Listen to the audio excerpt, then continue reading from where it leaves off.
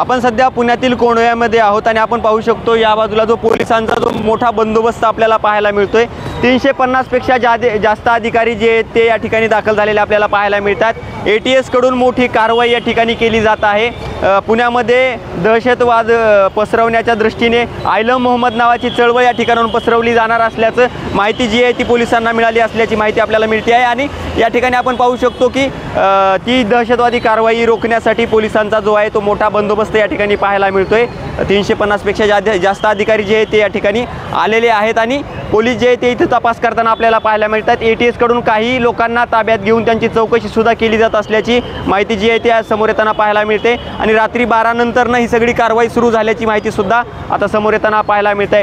गेल्या काही दिवसांमध्ये कोंढव्यामधून मोठी दहशतवाद चळवळ जी आहे ती सुरू झाली असल्याची माहिती जी आहे ती समोर येताना पाहायला मिळत होती। त्यानंतरनं बऱ्याच वेळा छापेमारी झाली। आज जी आहे ती 25 ठिकाणी जी आहे ती छापेमारी केली जात आहे। ATS असेल किंवा पुणे पोलीस असतील यांच्याकडून जी दक्षता आहे सुरक्षेच्या दृष्टीने ती घेतली जात आहे आणि या ठिकाणी आपण पाहू शकतो की मोठा पोलिसांचा बंदोबस्त जो आहे तो लागलेला आपल्याला पाहायला मिळतोय।